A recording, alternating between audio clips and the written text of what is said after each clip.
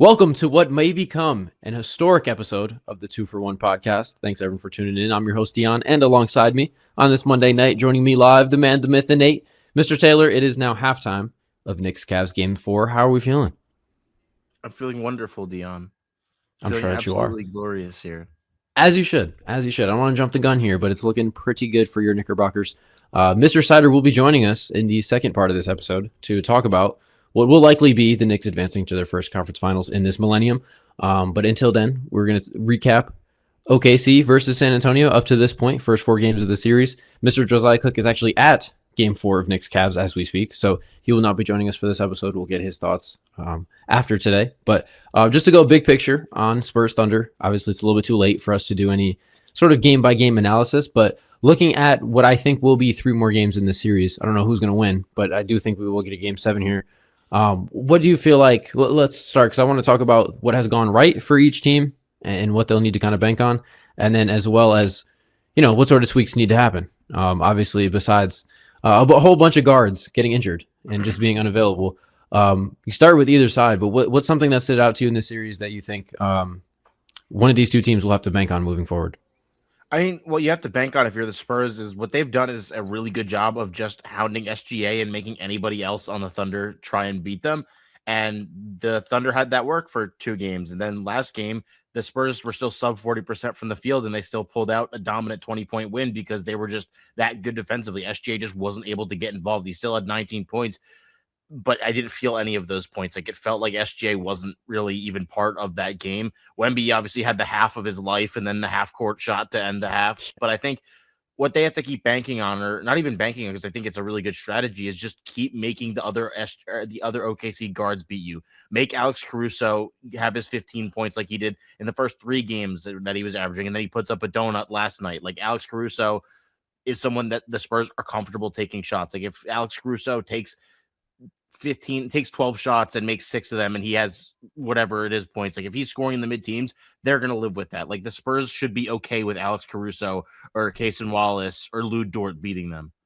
Yeah, shout out to Alex Caruso though. 30 ball in game 1. Like he was 3 great games.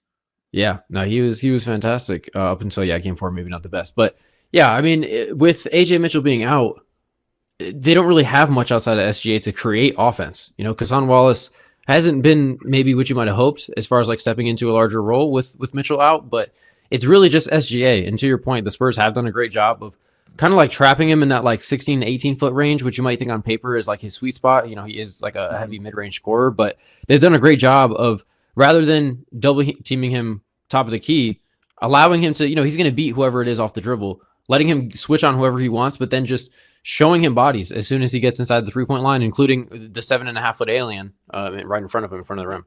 They've been baiting, like asking him, we want you to beat us from the mid-range. We know you're one of the best mid-range shooters we've maybe ever seen, but we want you to beat us from the mid-range. We know that you can get to the basket on everybody. We know that you're trying to draw fouls. That foul that he drew on De'Aaron Fox yesterday was, oh my fucking God, man. Yeah. I always think it's a conversation that you can talk about because it's like, holy crap. And I've lessened my thought since these playoffs have started. I've lessened my stance on, oh my God, OKC is just, has the refs in their pocket. I don't think it's been as bad in the playoffs, but SGA is too good of a player to be getting those calls as well. And it just feels like there's 2-3 calls a game where like, how in the world is that, how is he going to line for that? Yeah, there's that story that came out that he just falls more than any other star in any given game. Yeah, I mean, it's just not enjoyable. I don't want to, and like you said, SGA is too good. SGA is too good to be relying on these kind of things. Like, I don't want to beat the dead horse. Like, it is what it is. It's just how it's going to happen. But I thought pretty much nobody on OKC stepped up. Like, SGA was still their leading scorer, and he was the guy that they were actively trying to get the ball out of their hands. Isaiah Hartenstein scored, I think, their first 8 points, and then had 4 the rest of the way, and those 4 still came early, I think, in the first half. He did nothing in the second half, was pretty much invisible. Chet Holmgren, man, what the fuck does that guy do on offense? What does he do, like, well? I mean, what has he done well? Sometimes. Yeah, I was going to say he's shown, capabilities of doing just about anything offensively. What has he actually done in this series? Not a What whole does he lot. do Not a whole lot. consistently when you need him in big games? Because I feel like even in last year's title run, his defense was great, but on offense, he was just getting piggybacked by his teammates. This is supposed to be the second best player on the team. This is a third team All NBA guy, and you're telling me that he can't give me more than 11 points a game in the Yeah, Western Conference Finals? he can space the floor, which is great, but you don't see him really creating much offense. He's not really generating much of his own looks whatsoever. And like you said, to be the second best player on the team, especially with Jalen Williams in and out with this ever long hamstring His other injury he's got going hamstring on. now. Yeah, like he's just got a constant hamstring thing going on. Like Chet has to be someone, like we said, the guard room not really doing much outside of SGA. Like Chet has to be the guy to create some offense for them, and we just haven't seen it. And I get, getting matched up against Wemby, it's not easy, but he hasn't exactly had his imprint on the entire playoff run, I would say. I know it's at the end of the game, but like freaking Nikola Topic is getting 4 minutes of action, and he had fucking cancer a year ago. Yeah, and we can't really get, like you said, 11 points per game in the series. I mean, yeah, he's been very quiet. It's just all of his offense per game. I don't know exactly what it's been. All of his offense is just so complimentary. Like he'll hit a catch and shoot three here and there. He'll finish off a dump off pass. But so I don't. 8, 13, 14, 10 is Chet's numbers so far in the series. So yeah, it would give you 11 and a half. About 11, something like that. So I don't. I understand the defensive impact he has, and I totally think that they're probably better with him on the floor most times.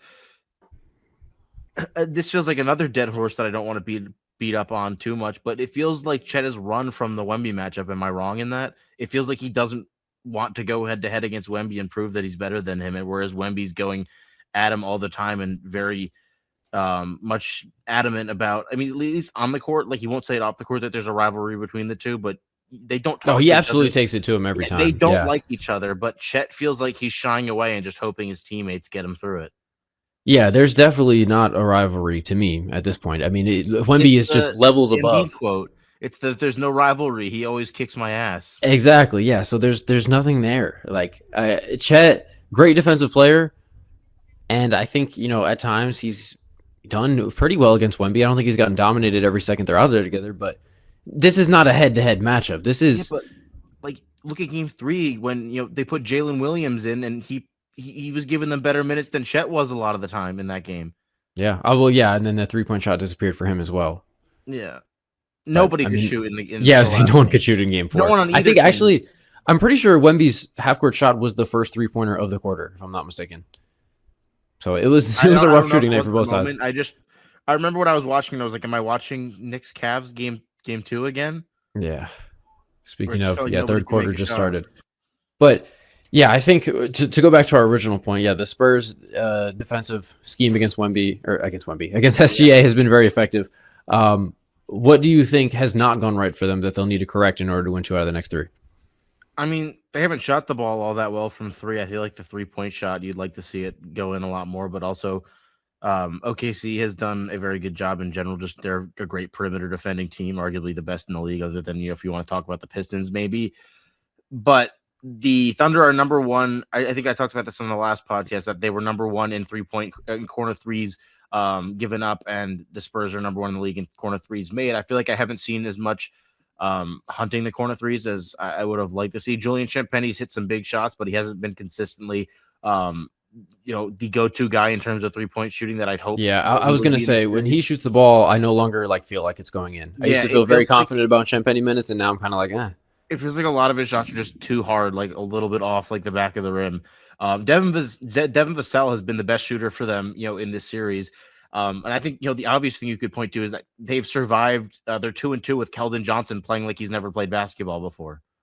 Yeah, his impact has not been felt. Every time he shoots the ball, you cringe. Every time he touches it, you're like, oh God, I don't know what's going to happen, because he's and quite frankly, we know he's not contributing much else if not the scoring. So yeah, it's been rough for him. I mean, I still would feel confident to say that he could come back and be impactful in the next 3 games. But to this point, yeah. I mean, he's definitely a guy that is come and gone. So he's supposed to be their most important bench piece. Obviously, Dylan Harper and Fox are playing a little banged up. Keldon's given them pretty much nothing coming off the bench. Like, okay, usually Keldon's a little bit of a spark. It's like, okay, now we got to play Keldon Johnson and hope he does something for us finally. Right. And you look at the minutes too, especially after Game 1. the Spurs starters have played like an insane amount of minutes compared to OKC, who obviously has Yeah. great depth. You would think Keldon Johnson would be so huge in this moment, but yeah, But I think they're definitely going to need him in the next 3 games. he has pretty much been nothing for like when he's not scoring the ball. I feel like he's similar to Josh Hart when Josh Hart isn't shooting threes, where it's just he's not good enough at anything else. Actually, I don't know if the Josh Hart comparison is great. I just feel like I was trying to compare the two series, but yeah, Keldon's just been a complete zero, and I was really hoping that he was going to be better because he was really bad against Minnesota too. So this whole run for him has just been really rough. He's been like their biggest dropper, I'd say by far. Yeah, Luke I think Cornett's that's been not yeah. great either, though. I think he had a better game 4, but yeah, Yeah, it's turning that was into like kind of like Jokic ish with the non-Wemby minutes of like, God, how do we survive these 8 minutes a game without him on the floor? yeah. Those have been the minutes where it's like OKC looks like a completely different team because of their depth, where they're Yeah. able to just completely blitz the Spurs when Wemby's off the floor. Like it's And a flip just a flip switch. I can't speak right now. flip just switches, yeah, something Yes, like that. yeah, something like that. Where as soon as Wemby comes off the floor, it's like, okay, now we can start playing OKC basketball again. Now we're getting to the rim. Now we're just a lot more crisp in the actions. Like passes are just flying around. Like Well, it's just a they whole different game see when he's off the floor. they see Luke Cornett and their eyes light up red and they're like a bull, and it's just like, okay, beeline to the basket. We're getting to the free throw line, or we're gonna get a layup. It's just insane how many times OKC's running their motion offense, and they hit a cutter going to the rim, and the guy just completely does a 180 and just dribbles it out and just says, Yeah. "All right, we got to reset this," because Wemby saw it, turned his head, and he's right there. I really think it's gonna come down to OKC being not like super selective with their shot. Like if you get an open look from three, they're gonna have to shoot it, and they're just gonna have to hope like the Case and Wallaces are gonna hit their three. You're gonna have to hope that the 3 threes that Lou Dort might take, he's gonna hit 1 or 2 of them. You're gonna have to hope that AJ Mitchell like confirmed out for the next game also. Not that I've seen, but Yeah, it 'cause doesn't look good. if AJ Mitchell's back, he hasn't been that great either. You're gonna have to hope all their role players can start hitting some shots.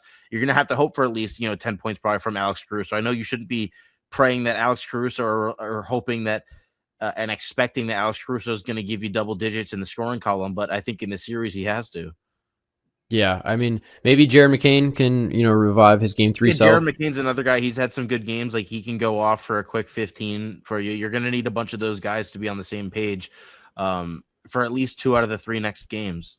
Yeah, I mean, you got to have someone in that like 18 to 22 point range that's going to just give SGA some relief. Otherwise, it's a one-headed snake that the Spurs have plenty of options in order to attack. If they can just keep doubling SGA and blitzing him and making him be like, okay, here's the mid range, do whatever you want with that. And when they're down by 15, they're looking for threes.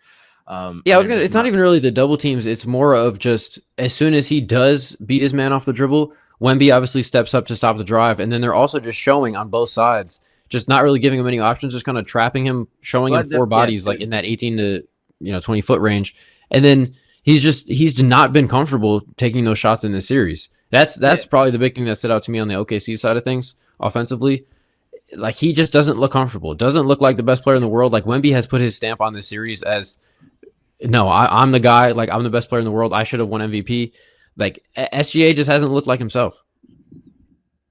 Yeah, I almost said like this is probably not the time to say this, but I think there's someone I'd probably say looked like the best player in the world these playoffs, but I'm not going to get into that whole argument right now. It's Wemby. Yeah, maybe. No, it's definitely Wemby. The best offensive player in the world is somebody else right now. Looks like it. Yeah, okay. We'll wait for part 2 of this episode to maybe dive into that. But yeah, as far as I think, like you said, they have done as well of a job guarding SGA as you could possibly ask for. But I think part of it is on SGA, like you said. He has to be comfortable taking the shots that they're giving him. You are the MVP. That is what you're supposed to do, is pick out the defense. Like, oh, they're giving you this, I'm going to take this. That's what the best players in the world do. And SGA's just really been like, oh, I don't want to really do it that way. So, here, somebody else take it. Yeah, right. Yeah, it does feel like he's almost trying to like force it a little bit versus taking what San Antonio was giving him. But yeah, they're going to need someone else, I think, alongside him also to step up and give him like 20 points, because I don't expect J-Dub to be back either. With that, I could totally see next game SGA just makes like 12 mid-range shots and puts up 38, and he's like, okay, guys, remember, I'm still the best player in the world. That could totally happen. Even though I feel like we're waiting for an SGA signature like playoff Right. moment. That's what I was gonna say. Is like that would be the moment for him in this run because Like he has like the chance to this do that. postseason. Yeah, no, he hasn't had to OKC's credit. But I think now with this being a 2-2 series in the conference finals, now is the time for the two-time MVP to kind of have that moment and say, "Yeah, I am the best player in the world. Like I'm going to put my stamp on the series. I'm going to dictate the flow of this game and I think just outplay Wemby because he hasn't, in my as opinion, to this fans, we point." really deserve like a stretch of a final few minutes of the game. Like, give us game 5 tomorrow or when this episode comes out, tied down the stretch. I wanted to just see SGA and Wemby trading buckets. Like, I feel like we need Yeah. to see that. Yeah, this series deserves that. I think we will see. Maybe it's not game 5, maybe it's game 6 or even game 7, but I think we will get some sort of back and forth sequence like that. It feels like that's where we're in headed. game 1, obviously Wemby was piling it on, but SGA wasn't, as present as his. Yeah, we do. Obviously, it's well past any sort of immediate reaction type of thing, but I do think we have to discuss game 1. That was, I think, especially if the Spurs go on to win this series, I think that game 1 is going to be looked at as kind of like the turning point. Like I know Bill Simmons compared it to like some Tiger Woods things. I don't really know golf, but like there was some point I guess where Tiger Woods was like, "Oh, okay, he's really here," or whatever. Well, like that felt like an arrival in a sense for Wemby. Bill Simmons was also just going through literally every single all-time great playoff game and just comparing it to he's like, is it better than this game? Is it better than this game? And then House was just like, Jesus Christ, like how many games are we going to compare this to? But I thought that it was an all-time great game. That shot from Wemby, just like you literally as a fan, like you felt that's like that Steph moment like flashed back in my head. Like I know everyone was talking about, oh, you can put the call over it and it's the same exact thing. Spot, but that's one of those moments that legitimately gives you chills as a fan. Like your whole body, my body reacted to Wemby in a way that's not supposed to react to basketball. Yeah, it's one of those games. I don't want to say it's like you'll never forget where you were when you watched that kind of thing, but it's one of those games that you're not going to forget. One that 10 years from now you can just randomly bring up to any person you meet that watches basketball and be like, oh man, what a game. And especially like these young players who go on to be greats, and obviously we're only in our 20s, so we haven't seen like the full evolution of some of that. But even with like Luka, for example, like you always remember that shot against the Clippers in the bubble, no matter what Luka does the rest of his career. Like that's going to be one of those moments you remember Wemby for, no matter what else he does. If he goes on to win 5 MVPs and 7 championships, you're going to remember it all started with that, especially if they win this series. Yeah, it's going to be kind of like the climax of episode 1, like 20 years from now when we get a 10-part documentary series on this OKC San Antonio rivalry, because they're going to face off in like 8 straight conference finals. That game that'll be episode like, 1. Like either I was just say like either Iron Man 1 or the Avengers, like the start of like the whole MCU timeline. Where you just go back and like me. That's where it all started, and it just built this like generational, like episodic timeline. And it's just I know you have no idea what I'm talking about, but it makes sense. I did know that it started with Iron Man. So yeah, Iron Man is game 1 of the 2026 Western Conference Finals to this Marvel Cinematic Universe of OKC versus San Antonio. Okay, I followed. I'm with you. Holmgren is low key, and then Wemby. See now I'm no longer with you. Like, yeah. Okay. I just meant Wemby's like Chet. Please do something for me, please. I was such a Chet campaign. I'm honestly not. I'm not too worried about it in the sense of like if we're talking about like selling Chet stock or whatever in that context. I don't know. There's ever a day in my life where I really looked at oh my God, I can't speak today. Chet and Wemby. I never really looked at the two as like equal peers, like on some level footing. You know what I mean? So I'm not like disappointed that Chet's not living up to the level of Wemby or anything like that, but he definitely has to do something offensively for him. I think he's taking 8 shots a game. Like that has to change. Dude, I'm just asking for him to play like a 3rd-team All-NBA guy if he's going to get listed 3rd-team All-NBA. Hey. We're not asking too much, are we? I literally would be so happy if Chet could just give me a clean 10-8 every season, or 20-8 every season. A 10-8, yeah. I mean, no, those are like Jalen Duren numbers. What did you think about All NBA, by the way? Any quibbles? Yeah, I thought Cat should have been on the 3rd team, to be honest with you. But I guess having like Chet being on there kind of sucked. Chet, Jalen Johnson, and Jamal Murray all after crapping themselves in the playoffs, being there. I wish they would just release them right at the end of the season, like before the playoffs even start. Yeah, I don't know why they got to like milk it so much and like just release it piece by piece. I don't know. I mean, I guess it's for content. I understand. We should. Yeah, I mean, Jalen Duren being on the 3rd team. it's just not it's not a great look at this exact moment in time. I But understand Cat not being on it too because he obviously wasn't as good as he usually is in the regular Mhm. season. But I still thought he put up. Jay thought he should have probably been on there over Jalen Johnson. Um, I don't know. It doesn't really matter. I thought Scotty Barnes not being on it kind of yeah, sucked Scotty too. was the one I was going to bring up. I thought he would have made it, but honestly, do you remember? Obviously, I remember it being a big story with Luca about the appeal for the 65 games and all that. I don't remember ever hearing a verdict about Cade. I was like, almost like I had to No, do they almost didn't. a double take when I saw No, Cade they on they first said team. they said Luca and Cade were both. Yeah, I guess I missed it, but It was after we yeah, I don't know. recorded our All NBA episode where we kind of just didn't Makes sense. include Makes them. sense. I gotcha. Jalen Brown Yeah, I mean, obviously went on Twitch and he's like, "I'm not surprised I made second team. I'm not surprised." yeah, As if you should have been first team. there's a case, but I mean, I guess, but not if who's Cade and Luke were considered. Then there's right? no Then way. it's not really, yeah. So, but yeah, I guess we'll take a pause here, and then we're gonna fast forward in time a little bit. When you hear from us, if you're listening to this in about 10 seconds, I can't speak today, Dude, you're really struggling today. This is bad.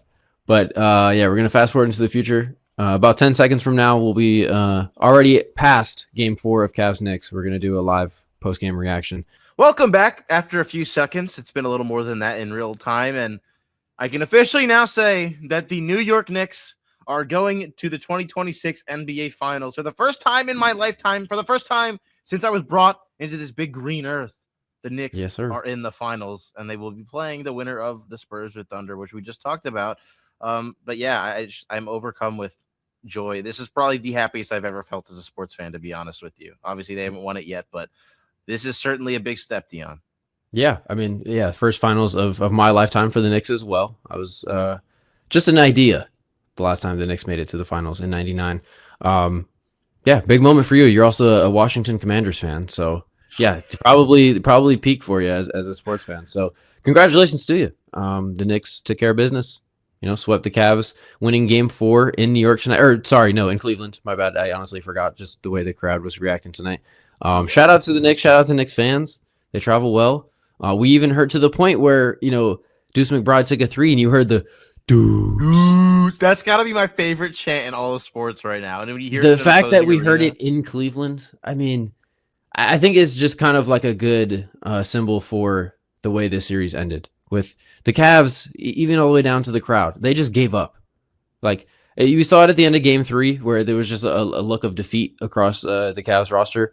But tonight, they just let go of the rope. Like it was a little bit competitive there in the first quarter, but then just like how many fast break points did the Knicks have in the first half? Like 25. I mean, half of it was just James Harden shooting either like the long rebounds from James Harden missing threes or James Harden just tossing the ball up in the air and hoping one of his teammates got the. I feel like every other play, either Mikal Bridges or OG Anunoby was wide open for a dunk on the other end of the court. Yeah. I feel like Josh Hart was throwing football passes half the fucking first half. Had a couple of breakouts of his own. Yeah. I mean, we're going to have plenty of time to talk about Nick's success. Obviously, I did want to start just by talking about the demise of this Cavs team. I mean, oh yeah, I'm all for that because I think this is one of the most mentally soft groups we have seen in quite some time. That's kept or been able to keep running it back again and again. They got to blow this shit up, man. It's done for like the whole core. Yeah, I don't know where they go from here. I want to jump right into that discussion. But more so, like we talked about Julius Randle with the body language, but yeah, this team just absolutely just folded, just mentally just quit on this series. Do you put all the blame on the players for this, or do you think that Kenny Atkinson, is an enabler with a lot of this? I threw out the idea that his seat might get hot by the end of the series, and I was looked at by a few individuals in a group chat that I won't name. That was a crazy suggestion, and now here we are. I mean, he was terrible in this series. How do you bring him back after a series like this? This is like what Tibbs did with the Pacers last year. I think it's worse. I mean, it probably is. We didn't get a Get chance. a game. We didn't get a chance to react to Game 1, but the absolute collapse that Cleveland had on display, I think, it falls squarely on the shoulders of Kenny Atkinson. He did not use a single timeout at any point down the stretch when they were just absolutely shitting down their leg. The second game was no better. Yeah, but 18-0 run before he calls the timeout. It's just pitiful. And even when he did call a timeout, like this was not the series of adjustments here. This was not a great display of in-game tactical adjustments. Analytically, the Knicks only tied it up. Yeah, that's a great point. That's a great point. You guys have just now evened up the series 2-2, analytically speaking. So still a lot of work to do before we actually get to the finals. I Imagine the being a Harden Cavs comment fan. though. Like, how can you not be so furious with the kind of quotes that he's giving you in these Yes, post? because not only that one, but the like him trying to make the case of like Harden's a good isolation defender, or whatever. Like, Admit where you're wrong, my guy. yeah, it's the approach. Like I understand what he was trying to do both times. I think he had a legitimate point saying like Harden has had some moments where he's been a decent post defender just because he's big and hard to But move. But that doesn't make not the him a point to good. make. Yeah, It's not the point to make. And like I get what he was trying to do with like, the shot selection says that, we're kind of in the series. But just can't like you can't say it like that. Like for you to be like, we're generating good shots and we feel good with the process and we gotta just hit some shots and we got a chance in the series. Okay, fine, sure. But to go out there and be like, well, on paper, we're actually analytically we're up 2-1 in the series. It's just a disaster. Like, I don't know necessarily that he's coming back, but like where does Cleveland go from here? Like as far as like trying to keep. Do you want to delve into that conversation? Yeah, because if we're trying to keep some semblance of a team that can, get back to the conference finals now, we can say and make another run. I don't see how they get there. Like this to me could be a blow it up situation. Well, how do you justify having to pay James Harden this offseason? There's no way you can go give that guy guaranteed money for more than a year, and you can't. You give that guy more than $25 million, and you look like a crazy person. You give him that contract anyways, you still look like a crazy person because, like, what are you doing with James Harden? You've given up not only Darius Garland, but remember the Cavs were the team that attached draft capital in that move. And now, yeah, you're stuck with James Harden. So that's how you quote unquote justify it, is that you can't lose Darius Garland for half a season. That's my point. But paying him is going to just get you laughs on top of a furious fan base who's just going to be upset over the fact that they're paying a guy who's probably a top 3 reason why they lost the series. Yeah. And yeah, it just puts you back in the same spot of this team is not good enough. I mean, they made it to the conference finals. Like we got to give him credit for that. Donovan Mitchell got the monkey off his back. He's been there now. I mean, yeah, but he still has the same amount of conference finals wins as he had this previous 7 seasons or whatever it's been. But yeah, there's just no sort of upward mobility from here. That was really the big issue with the trade to begin with. Is James Harden is all of 36 years old at this point, and there's no upward movement here. They are the most expensive team in the league. That is true. So obviously, is the swing trading Evan Mobley for Giannis? Are we really going to see that happen? I saw one of the local beat reporters said that was a thing that could happen. No, I mean, I don't. Well, the one thing I'll say about Cleveland is, for the most part, Mobley and Allen, I thought, actually did a decent job in this series. I was way more disappointed by James Harden and Donovan Mitchell than I was by the bigs, who I've often criticized. So, yeah, absolutely. I mean, I honestly, I come out of these playoffs with, I think, a higher opinion of Mobley than I had a few weeks ago. Yeah, like, I feel like if anything, he's the only thing that's like nailed down to me when we go into this offseason of like, I don't want to move him. I'm not trading him for Giannis. Well, you're not trading for Giannis? No, are they just going to bring in LeBron then on a minimum? Oh, jeez. I don't know, because for one, Giannis and Harden together, I don't know how that's going to shake. But as more time goes, the more I'm becoming wary of anyone actually trading for Giannis, unless it's like Miami because they're desperate. But yeah, I'm not giving up on Mobley yet. He at least showed me enough in this playoffs to where I'm like, let me see another year of this. He's still only 24, so I'm still kind of in on Mobley. I wouldn't want to move him. Short of that, like if you told me. I don't know what the package would be, but for whatever reason, if the Grizzlies called me and said, "Hey, we'll give you number 3 for Donovan Mitchell," like I'm taking that, no hesitation. I don't think that's not a realistic package. I'm just saying, I would reset it. If you're going to keep Evan Mobley and you're going to try to be a serious team next year, I just wouldn't bring back Jarrett Allen. And that's not just like to hate on Jarrett Allen. He had some very good games. I know they're talking about elimination game Jarrett Allen because he had a very good game 7 against both the Pistons and the Raptors. But there's just too many games, I feel like, when he comes up to actually playing the elite bigs where he, turns into a turtle and he hides in his own shell. Like this elimination game 4, Cat was able to do pretty much whatever he wanted, and Jarrett Allen wasn't on the floor for a lot of the game. I think he finished with like 4 and 3, and at points was like, "Hey, where's Jarrett Allen? I thought he's actually been pretty solid in this series." And that's the thing he does, is he just disappears. And James Harden obviously disappears too, but we've come to expect that from him.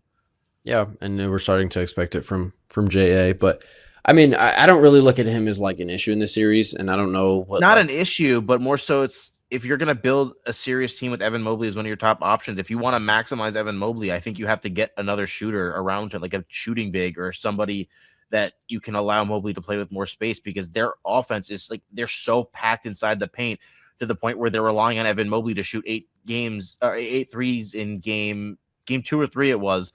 That's just not a recipe for success. You don't want Evan Mobley to be your floor spacer. You want Evan Mobley to be your big rim protector who can shoot threes if need be. Like, you want him to take like but I don't know, 3-point shots. I think that speaks more to like the Sam Merrills and the Max Struses of the world not really coming through in the series. Like Sam Merrill, I honestly, I think the whole Cavs team, I think it looked like they played back-to-back 7-game series. Like they kind of looked like they were out of gas. A lot of people talking about, is Donovan Mitchell injured?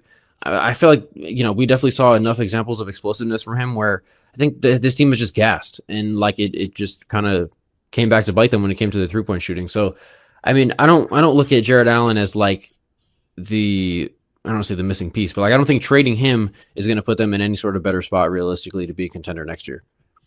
Yeah, maybe not. I'm looking more in the direction of like, what can I get for Donovan Mitchell? If I'm doing anything, I'm trying to set up for this next era where Mobley is about to enter his prime, and who can we find to kind of be a part of the next iteration of the core? Because this team, I mean, like I said, I mean, Evan Mobley, I think, can continue to grow. I'm kind of bought back in on the idea that he can be a number 2, but not with this group. Like, I just don't, I think this group has hit a ceiling. I mean, that's what I was trying to get at by you trade Jarrett Allen.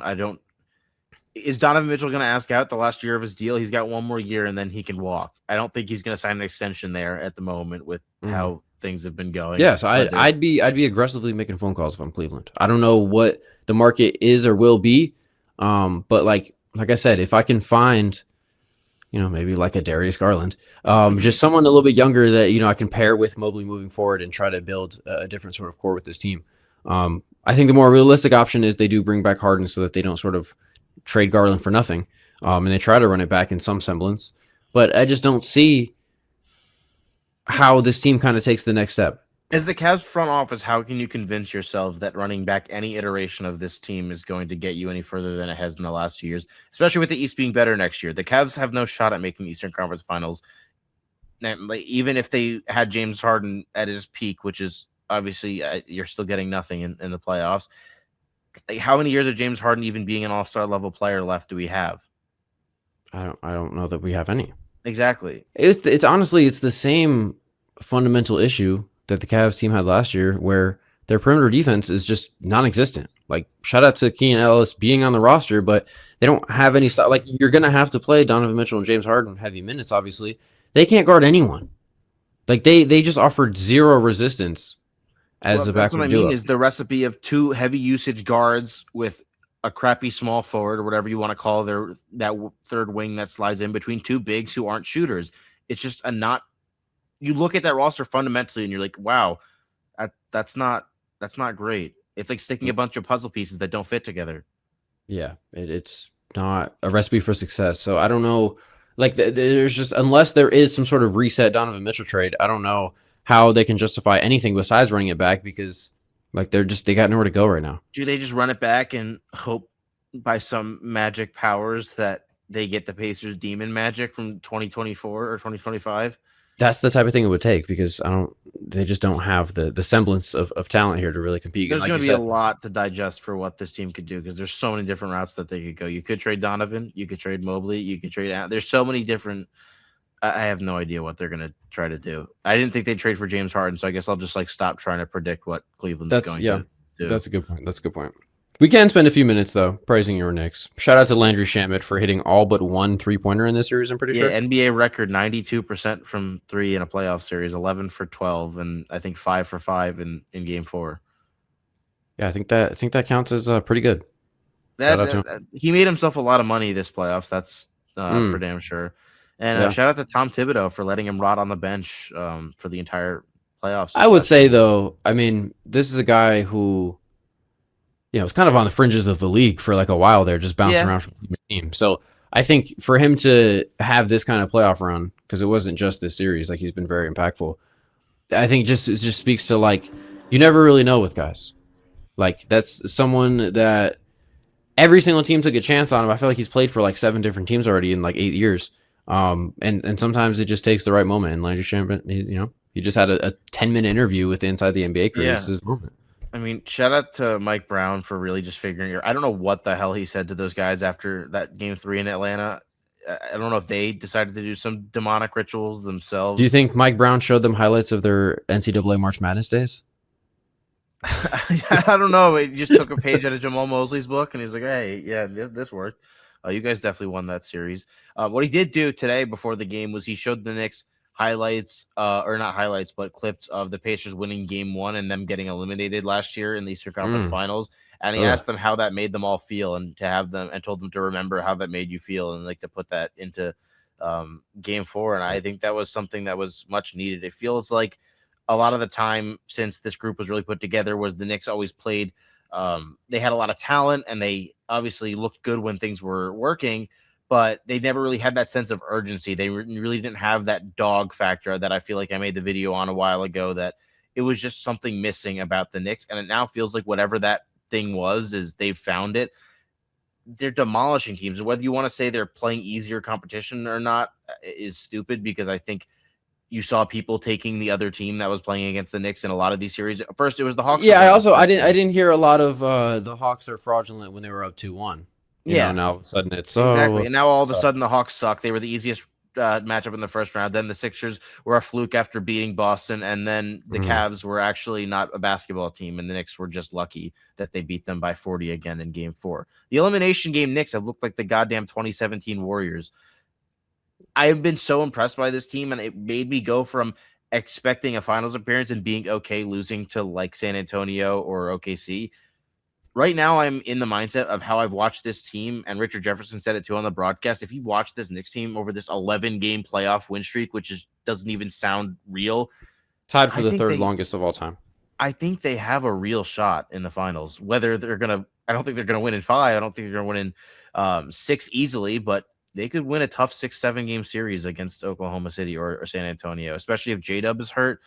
I can't count the Knicks out right now. They just look so good, and it's nice to feel that level of confidence as a fan for like the first time in my life, to be honest with you. No, I'm right there with you. This is going to be an amazing NBA Finals, regardless of who the Knicks match up with. Like, I'm very excited to see the Knicks square off again, because we're looking at a veteran-laden team that hasn't quite been there before, but a lot of playoff. I know Mikhail's been to the finals, but Mikhail's a lot been of to the finals, and OG was on a finals team, but they did not. did not step on the He court. did But not play. yeah, it's a veteran laden team that kind of came together in an inorganic way, but feels like they've been together for a while. You know what I mean? It hasn't really been that long, but it feels like a group that's kind of been here.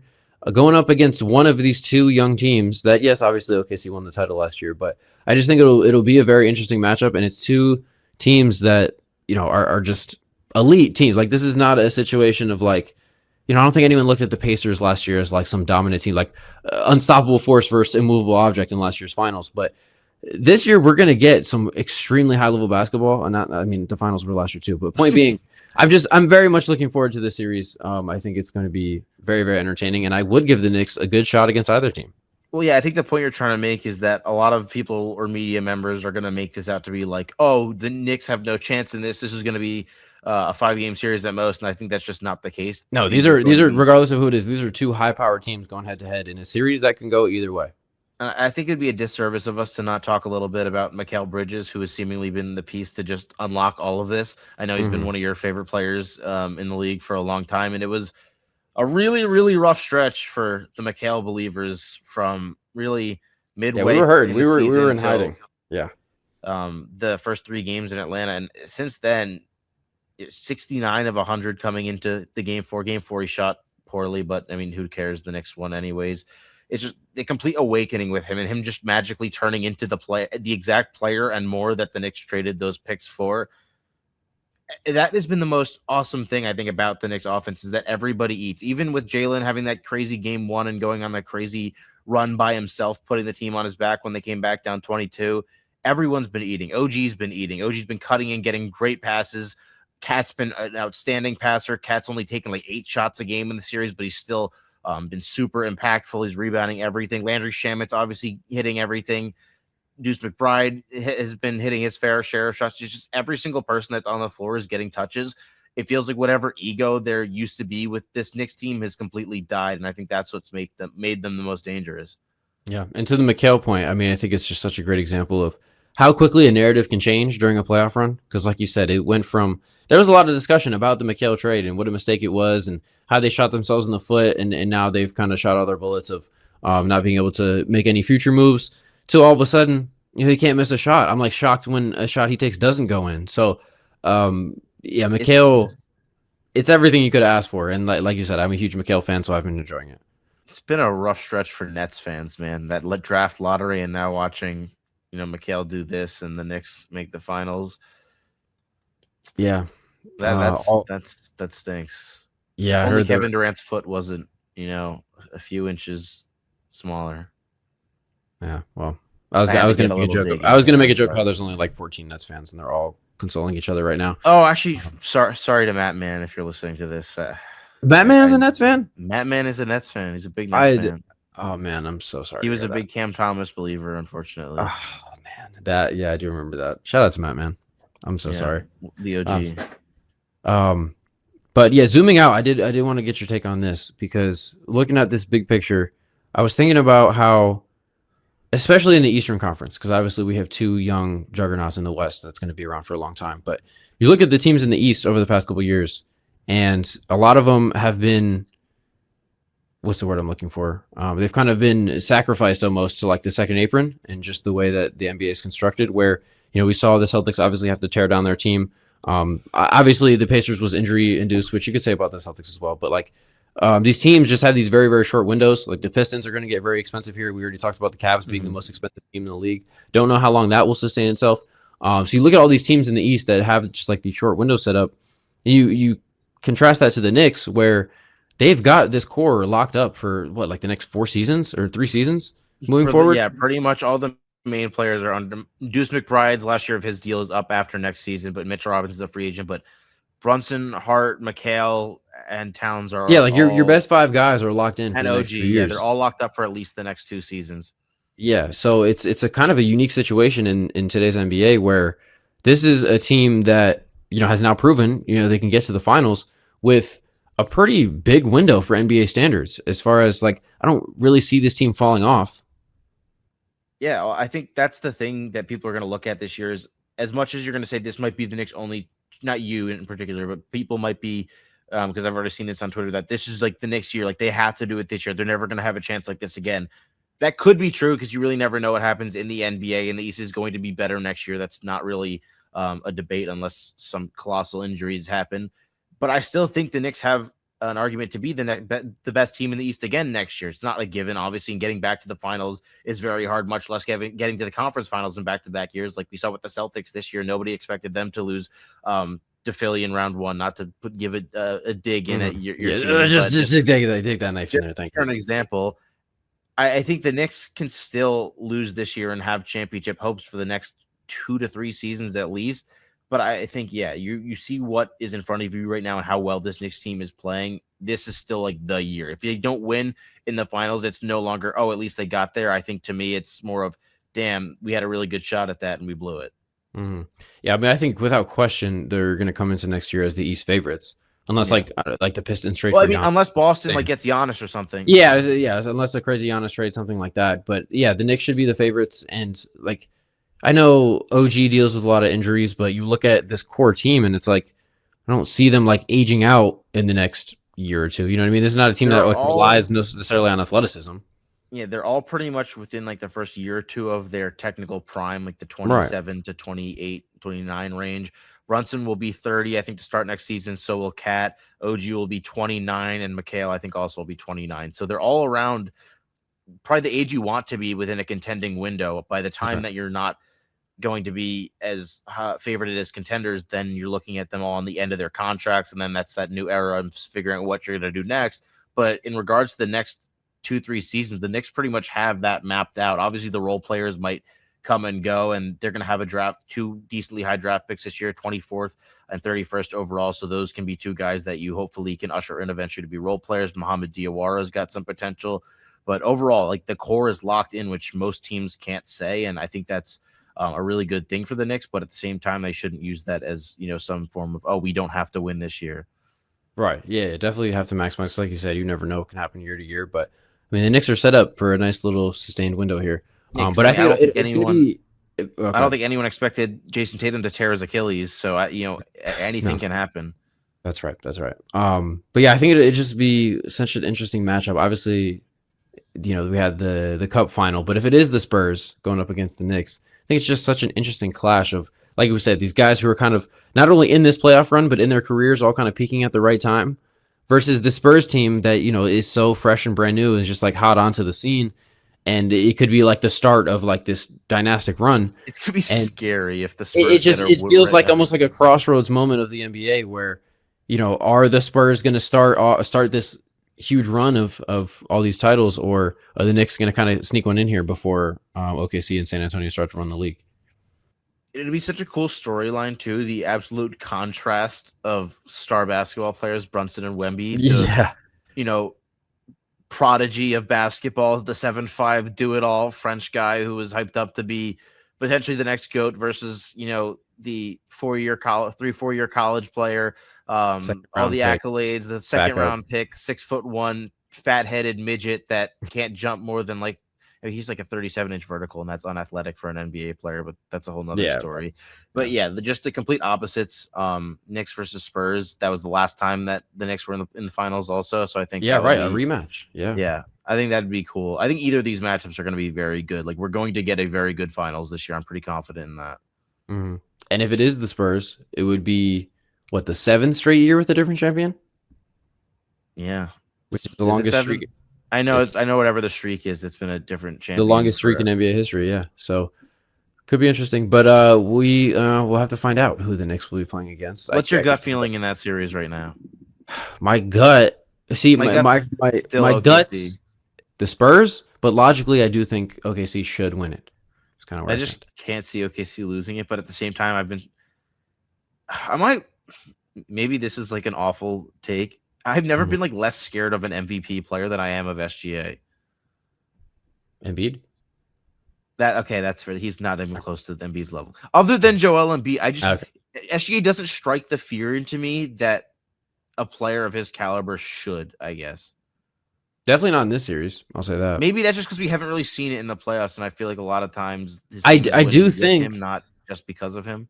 Yeah, I do think this is kind of the first time in OKC's run, because when they lost to the Mavericks, there wasn't really expectations. It was like, oh, this is really fun and cool. This is the first time where like the pressure's on for OKC, like as a team. Like this And is I a want moment him where, to do it.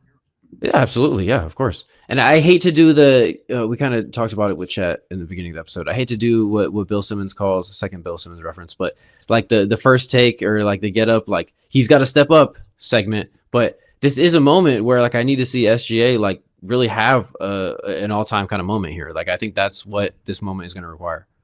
That's how SGA wins over some of the fans who are going to be on the anti-Wemby train, because obviously Wemby's being built up to be this larger-than-life person. So inevitably he's going to have this huge group of haters that have already kind of started to string themselves along, but that group will just keep getting bigger and bigger, just like there was with LeBron, just like there was with Jordan, just like there was with pretty much every generational talent.